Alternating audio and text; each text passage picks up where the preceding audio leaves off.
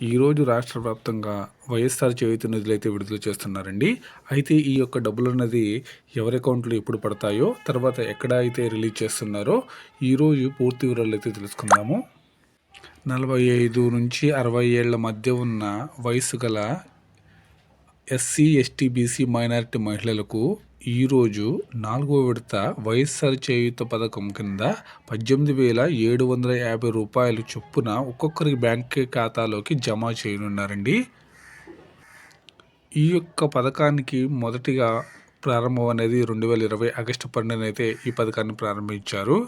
తర్వాత ఒక్కొక్కరికి 3 విడతల వారీగా వారికి డబ్బులు అయితే జమ చేశారు కదా.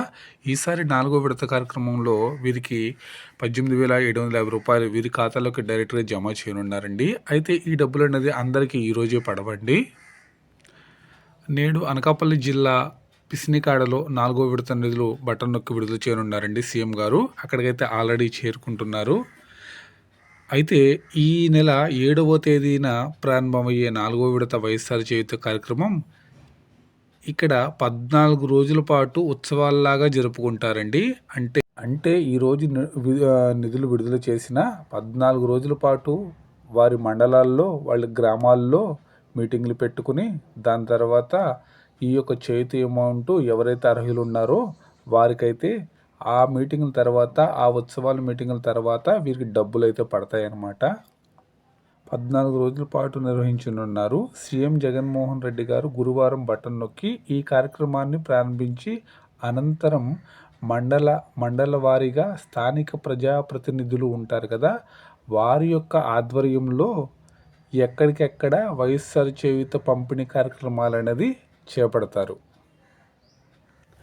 అంటే ఈరోజు మొదలుకొని 14 రోజుల పాటు ఎవరి జిల్లాల్లో ఎవరి మండలాల్లో వారికి ఈ ప్రజాప్రతినిధుల ద్వారా వీరికి స్థానిక ప్రజాప్రతినిధులు ఉంటారు కదండి, వాళ్ళ ద్వారా అక్కడ మీటింగ్స్ అనేది కండక్ట్ చేస్తారు. అంటే ఈ కార్యక్రమాన్ని ఒక ఉత్సవాల్లా జరుపుకుని ప్రజలందరిలోకి ఇవి తెలిసేలాగా తీసుకెళ్ళడానికి ఈ కార్యక్రమం అయితే చేపడుతున్నారు. సో ఈ రోజే విడుదల చేస్తున్నాను కదా అని చెప్పి చాలామంది అభ్యర్థులు బ్యాంక్ ఖాతాల్లో చూసుకుంటూ ఉంటారు. పడని వాళ్ళు కంగారు పడతారండి. ఎవరైతే కంగారు అయితే పడకండి. మీరు ఎలిజిబుల్ లిస్ట్లో ఉన్నట్లయితే తప్పకుండా మీకు అమౌంట్ అయితే పడుతుంది. ఒకసారి మీ సచివాలయం కూడా సంప్రదించండి.